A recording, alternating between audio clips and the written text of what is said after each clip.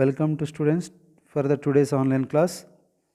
In this class, we will discuss about the next topic in ESR spectroscopy of 5th unit of C1 cluster paper, organic spectroscopy.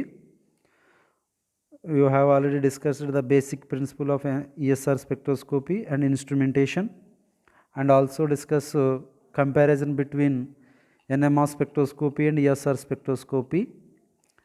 This is the third class. In this class, we are discussing about the what is the G factor, G value, and how it is determined, and what are the factors affecting the G. That means you are completely discuss about G, small g, which is related to the ESR spectroscopy. That was discussed in this topic. Okay. First of all, this G factor, sometimes it is called G value, and sometimes it is also called as G factor. Anyhow, it is the same, G factor or G value. These two are same.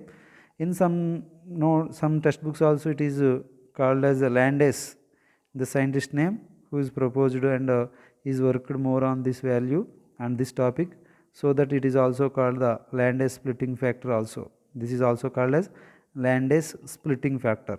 Anyhow, G factor or G value or Landis splitting factor, these three are same. But the main, it has the important role in ESR spectroscopy. That is the G value represents the position of the ESR signals, or represents in terms of G factor. Okay. Okay. Sure. G factor, G value, Landis G splitting factor. G is the proportionality factor, which is a function of the electron's environment. It is the sometimes called the Landis splitting factor or G value also.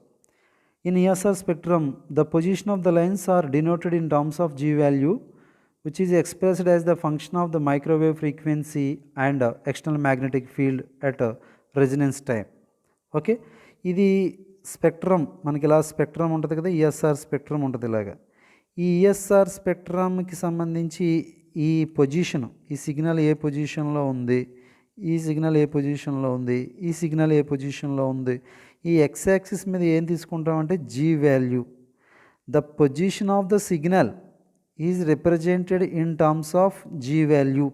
So it is very important in NMR spectroscopy. NMR స్పెక్ట్రోస్కోపీలో g value అనేది ESR స్పెక్ట్రోస్కోపీలో g value అనేది చాలా important, because of the position of the signals are denoted in the g values. ఈ signal యొక్క position g వాల్యూలో మనం చూపిస్తున్నాం కాబట్టి ఆ జీ వాల్యూ గురించి మనం బాగా నేర్చుకోవాలన్నమాట. Okay. It is the proportionality factor which is the function of the electron environment. ఇందుకే ఈ జీ వాల్యూ దేని మీద డిపెండ్ అయ్యి ఉంటుందంటే ఎలక్ట్రానిక్ ఎన్విరాన్మెంట్ మీద డిపెండ్ అయి ఉంటుంది అన్నమాట. జీ వాల్యూ అనేది ఈఎస్ఆర్లో ఏంటంట, ఈ g value that is the function of electron environment. Environment electron యొక్క పొజిషన్, దాని చుట్టూరు ఉన్న ఎలక్ట్రాన్స్ యొక్క పొజిషన్, స్పిన్ పొజిషన్ బట్టి జీ వాల్యూ డిపెండ్ అయ్యి ఉంటుంది అన్నమాట. ఓకే. ఈ జీ వాల్యూని మనం ఎలా ఇంతకుముందు ఆల్రెడీ బేసిక్ ప్రిన్సిపల్లో చూసాం. ఈఎస్ఆర్ బేసిక్ ప్రిన్సిపల్లో డెల్టా ఈ ఈజ్ ఈక్వల్ టు, అక్కడ ఈక్వేషన్ వచ్చింది, డెల్టా ఈ is equal to GE into newbie into BZ అని వచ్చింది మనకి. అక్కడ ఎనర్జీ డిఫరెన్స్ చూసాం. ఎలక్ట్రాన్స్ అన్నీ ఇలా ఉంటాయి, ఎక్స్టర్నల్ మ్యాగ్నెటిక్ ఫీల్డ్ పెట్టినప్పుడు ఈ ఎనర్జీ గ్యాప్ వస్తుంది, డెల్టా ఈ వస్తుంది. దీని ఎనర్జీనేమో ఈ మైనస్ ఆఫ్ అంటాం, ఈ ఎనర్జీనేమో ఈ ప్లస్ ఆఫ్ అంటాం. దీంట్లోంచి ఇది డివైడ్ చేస్తే మనకు డెల్టా ఈ వచ్చింది. అక్కడ క్యాలిక్యులేట్ చేస్తే ఈ ఈక్వేషన్ వచ్చింది అనమాట. డెల్టా ఈ is equal to GE into newbie into BZ. GE అంటే జీ ఫ్యాక్టర్, ఇప్పుడు మనం డిస్కస్ చేస్తే. న్యూబీ అంటే బోర్ మ్యాగ్నెటాన్, ఈహెచ్ బై మనం చూసాం కదా, ఈహెచ్ బై 8π² మనం చూసాం కదా అది. ఈ జీ వాల్యూని మనం ఎలా క్యాలిక్యులేట్ చేస్తామంటే ఇన్ టర్మ్స్ ఆఫ్, నెక్స్ట్ ఇక్కడ బీజెడ్ కూడా ఉంది కదా. బీజెడ్ అంటే ఎక్స్టర్నల్ మ్యాగ్నెటిక్ ఫీల్డ్, మనం అప్లై చేసే ఎక్స్టర్నల్ మ్యాగ్నెటిక్ ఫీల్డ్ యొక్క స్ట్రెంగ్త్ అన్నమాట. ఈ రెండింటిని బేస్ చేసుకుని మనం ఏం క్యాలిక్యులేట్ చేస్తామంటే జీ వాల్యూని క్యాలిక్యులేట్ చేయొచ్చు. ఎలా క్యాలిక్యులేట్ చేస్తాం చూడండి. డెల్టా ఈ అంటే హెచ్ న్యూ, అంతే కదా. ఈ అంటే ఏంటమ్మా, H nu. H nu is equal to మనకి ఎంత వచ్చింది, g e into nu B Bohr magneton గుర్తుందా? Bohr magneton nu B is equal to nu B value ఎంత వచ్చింది మనకి అక్కడ ఈహెచ్ బై 2ME అక్కడ క్యాలిక్యులేట్ చేసాం బీజెడ్. ఇప్పుడు మనకి ఏం కావాలి? జీఈ ఇది కావాలి. ఇప్పుడు జీఈ తీసుకుంటే GE is equal to H nu, H అంటే ప్లాంక్స్ కాన్స్టెంట్, న్యూ అంటే frequency, nu B into BZ. ఈ బీజెడ్ అంటే ఎక్స్టర్నల్ మ్యాగ్నెటిక్ స్ట్రెంగ్త్, మనం ఎంత అప్లై చేస్తున్నాం ఎలక్ట్రాన్స్ మీద, మనం మ్యాగ్నెటిక్ ఫీల్డ్ ఎంత అప్లై చేస్తున్నాం అది మాట. సో దీని నుంచి మనం ఈజీగా క్యాలిక్యులేట్ చేసాం. ఎలా క్యాలిక్యులేట్ చేసాం? G e is equal to H nu by nu B Bohr magneton into magnetic field strength applied magnetic field strength BZ. Okay, అంటే సింపుల్గా మనం ఈ వాల్యూని క్యాలిక్యులేట్ చేసేమాట థియరిటికల్గా. ఇలాగ ఈ ఫార్ములాని బేస్ చేసుకుని GE is equal to H nu Planck's constant into frequency, nu B into BZ. Nu B అంటే బోర్ మ్యాగ్నెటాన్, బీజెడ్ అంటే external magnetic field strength. Okay, ఇది ఓకే. నెక్స్ట్ ఇది జీ వాల్యూని క్యాలిక్యులేట్ చేయటం, ఏది థియరిటికల్గా క్యాలిక్యులేట్ చేయడం చూసాం.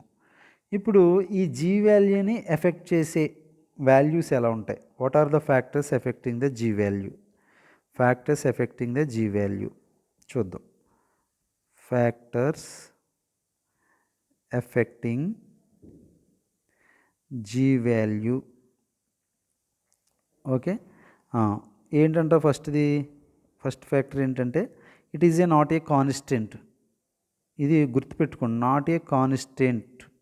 ఇది ఒక ఫిక్స్డ్ వాల్యూ ఉంటుందని కాదు, యాక్చువల్గా number, but it is not constant. It varies some by varying the electronic environment. The G value also vary in the ESR spectroscopy.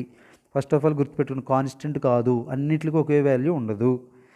Next it is a tensor quantity and it depends upon the three parameters.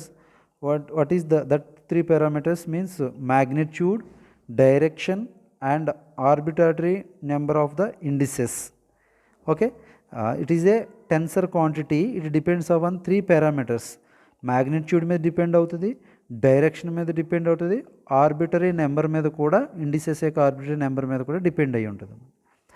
Next దీని value మనకు బాగా తెలుసున్న ఒక free electron, ఒక single electron ఉందనుకోండి, free electron, దాని value ఎంత ఉంటుందంటే దానికి 2.0023. ఒక ఎగ్జాంపుల్, ఒక ఫ్రీ ఎలక్ట్రాన్కి ఒక రెఫరెన్స్ కాంపౌండ్ DPPH చెప్పాను కదా నేను, DPPHకి ఎంత ఉంటుందంటే రిఫరెన్స్ కాంపౌండ్కి 2.0023. అంటే దీని వాల్యూ ఏ రేంజ్లో ఉంటుంది? 100 ఉంటుందా, 200 ఉంటుందా అనుకుంటారని ఒక ఎగ్జాంపుల్ చెప్తున్నారు. ఎగ్జాంపుల్ ఏంటంటే example just G value is the for DPPH is the 2.003.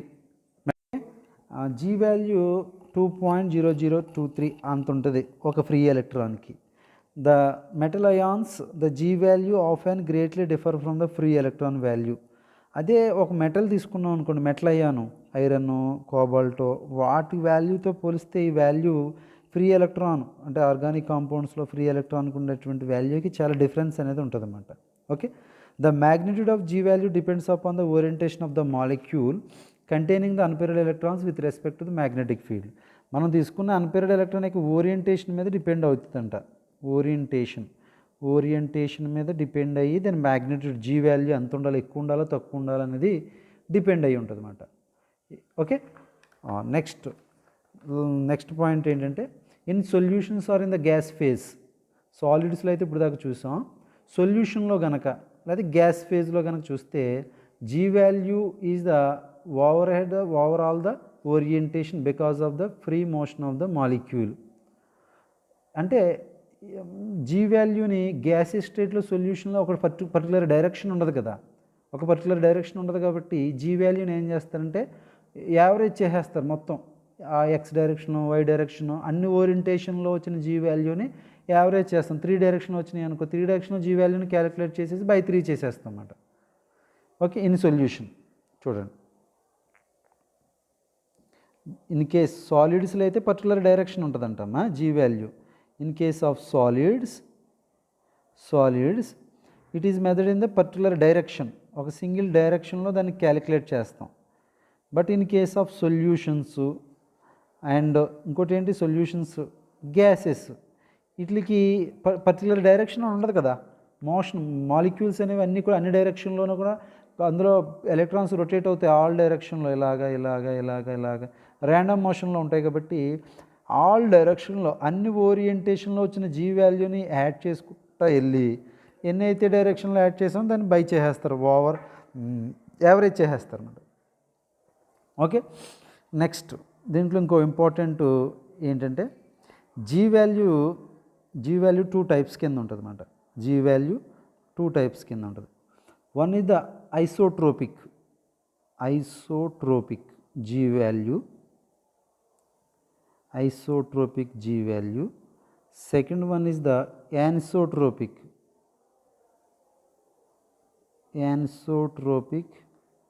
G value. Okay, what is the isotropic G value?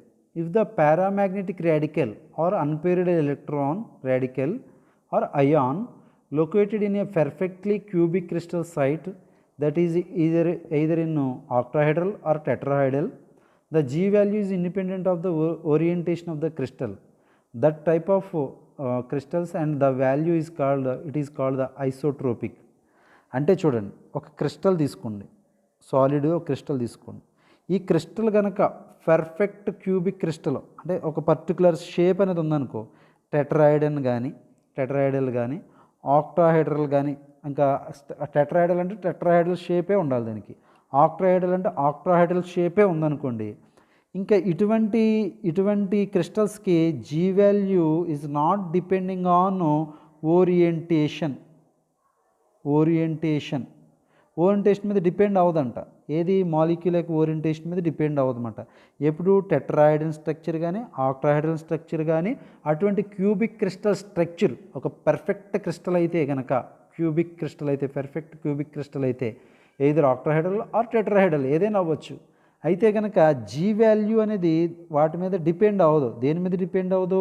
దానికి ఓరియంటేషన్, ఎక్స్టర్నల్ మ్యాగ్నెటిక్ ఫీల్డ్ ఏ ఓరియంటేషన్లో ఉంది అనే దాని మీద డిపెండ్ అవ్వదన్నమాట. ఇంకా ఫిక్స్డ్గా ఒకే వాల్యూ ఉంటుంది, ఏ డైరెక్షన్లో అయినా ఒకే వాల్యూ ఉంటుంది. అటువంటి జీ వాల్యూని ఏమంటారంటే isotropic. It is the constant value for that crystal, cubic crystal of perfectly cubic crystal. In case అలా కాకుండా యానిసోట్రోపిక్ జీ వాల్యూ అని అంటారంటే in a crystal of lower symmetry, అంటే పర్ఫెక్ట్ టెట్రాహెడ్రల్ కానీ ఆక్టాహెడ్రల్ కాకుండా ఒక ర్యాండమ్గా డిఫరెంట్ స్ట్రక్చర్ కనుక ఉందనుకోండి, అప్పుడు g value is depends upon the orientation of the crystal with respect to magnetic field. దానికి ఒక పర్టికులర్ షేప్ లేదు, పర్ఫెక్ట్ క్రిస్టల్ కాదు. ఈ క్రిస్టల్ యొక్క జీ వాల్యూ అనేది దేని మీద డిపెండ్ అయి ఉంటుందంట? ఓరియంటేషన్ మీద డిపెండ్ అయి ఉంటుంది అన్నమాట. ఓరియంటేషన్ మీద డిపెండ్. అది ఎలా ఓరియంటేషను? ఎక్స్టర్నల్ మ్యాగ్నెటిక్ ఫీల్డ్ డైరెక్షన్కి ఏ ఓరియంటేషన్లో ఉందో చూసి దాని మీద డిపెండ్ అవుతుంది అన్నమాట. సో దాన్ని యానిసోట్రోపిక్ అంటారు. ఓకేనా? Isotropic g value, anisotropic g value. Isotropic g value means g value orientation మీద డిపెండ్ అవ్వకూడదు. ఎప్పుడు డిపెండ్ అవ్వదంటే if that crystal is the perfect cubic crystal, that is octahedral or tetrahedral. అలా పర్ఫెక్ట్ క్యూబిక్ క్రిస్టల్ కాకపోతే కనుక G value external magnetic field direction యొక్క orientation మీద depend అవుతుంది అన్నమాట. దాన్ని యానిసోట్రోపిక్ అంటారు అన్నమాట. ఓకే, చూద్దాం ఈ యానిసోట్రోపిక్లో జీ వాల్యూ ఎలా ఉంటుందో చూద్దాం. అర్థమైందా మీకు? ఐసోట్రోపిక్, ఐసోట్రోపిక్ జీ వాల్యూ, యానిసోట్రోపిక్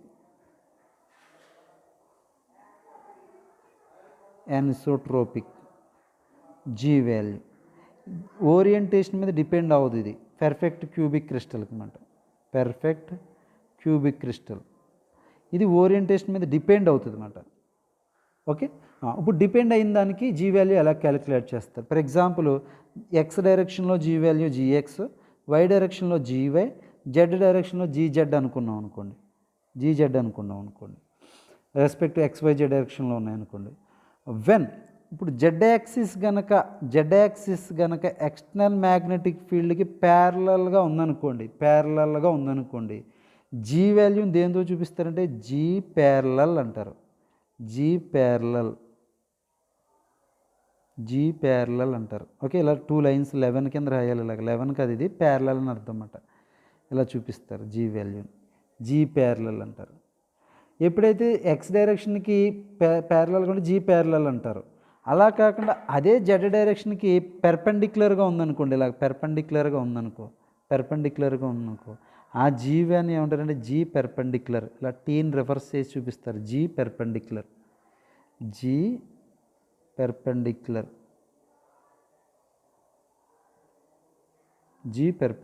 అంటారు. ఓకే, అంటే జీకి జీ ప్యారలల్ ఉంటుంది, జీ పెర్పెండిక్యులర్ ఉంటుంది అన్నమాట. దేని మీద డైరెక్షను? ఎక్స్టర్నల్ మ్యాగ్నెటిక్ ఫీల్డ్ డైరెక్షన్కి జెడ్ యాక్సిస్ ప్యారలల్గా ఉంటే జీ ప్యారలల్లో, ఎక్స్టర్నల్ మ్యాగ్నెటిక్ ఫీల్డ్కి జెడ్ డైరెక్షన్లో ఉన్న జీ వాల్యూ కనుక పెర్పెండిక్యులర్గా ఉంటే జీ పెర్పెండిక్యులర్ అన్నమాట. అది మనం ఐసోట్రోపిక్ చూసాం, యానిసోట్రోపిక్ చూపిస్తాం. ఐసోట్రోపిక్ అంటే it is not depends upon the orientation of the crystal for the perfect cubic crystals. It is depends upon the orientation of the crystal with respect to the external magnetic field direction, then it is called isotropic. In the isotropic, G value is 2 types, G parallel and G perpendicular. If the GZ, that means G value in the Z direction with respect to external magnetic field is parallel to the external magnetic field, then that is called G parallel. It is denoted with this symbol. While in case of it is perpendicular to the GZ, that means Z direction perpendicular to the external magnetic field, that is G perpendicular, it is denoted with this symbol. Okay, next determination of G value ఎలా ఉంటుందో చూద్దాం. Determination ప్రాక్టికల్గా theory చూసాం.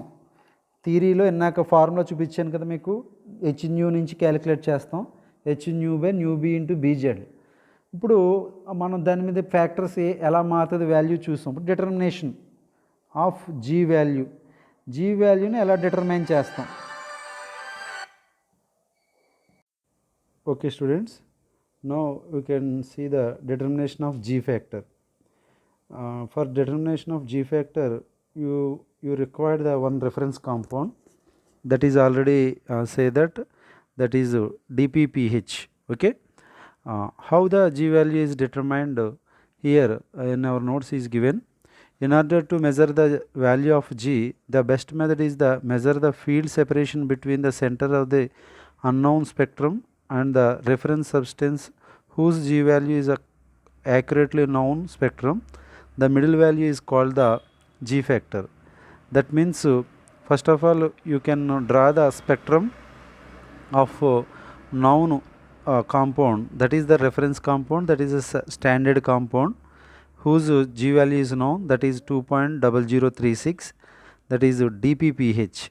And again you can draw the spectrum of unknown compound by measuring the distance between these two centers of the spectral peaks, that is called the G of that compound, given unknown compound. Okay, అర్థమైందా మీకు? G వాల్యూని ఒక unknown compound, మీకు ఒక X అనే compound ఇచ్చారు, దాని g వాల్యూని ఫైండ్ అవుట్ చేయాలంటే ఫస్ట్ ఆఫ్ ఆల్ మీరు ఏం చేయాలంటే నౌన్ కాంపౌండ్ అంటే జీ వాల్యూ తెలుసున్న కాంపౌండ్ యొక్క కాంపౌండ్ ఏంటి? Standard compound. దాన్ని మీకు ఇందాక చెప్పాను డిపిపిహెచ్ అని చెప్పాం. Alpha diphenyl beta picryl hydroxyl free radical. ఇక కింద చూపించాను చూసారు ఇక్కడ, ఇది ఈ కాంపౌండ్ అన్నమాట. ఓకే, ఈ కాంపౌండ్ తీసుకుంటాం. దీన్ని తీసుకుని దీనికి ఒక స్పెక్ట్రమ్ వస్తుంది కదా, ఇలా చూడండి, ఇలా స్పెక్ట్రమ్ వచ్చింది అనుకోండి, ఇలా స్పెక్ట్రమ్ వచ్చింది. నెక్స్ట్ ఇది ఈ స్పెక్ట్రమ్కి నెక్స్ట్ ఇది రిఫరెన్స్ కాంపౌండ్ అనుకోండి, డిపిపిహెచ్ అనుకోండి.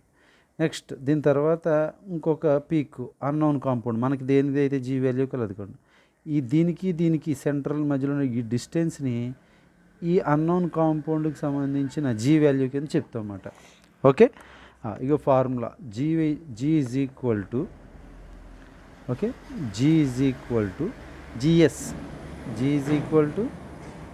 GS into 1, DH/H.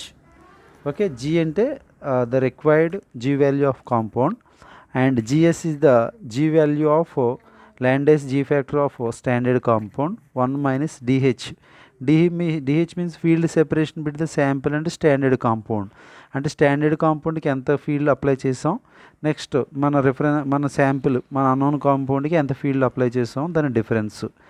Next H అంటే రెజినెన్స్ ఫ్రీక్వెన్సీ, ఏ ఫ్రీక్వెన్సీ దగ్గర రెజినెన్స్ వస్తుందో ఆ హెచ్ చేయాలన్నమాట.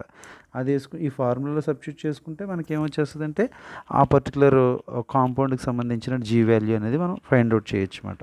ఓకే, అర్థమైందా? Very simple.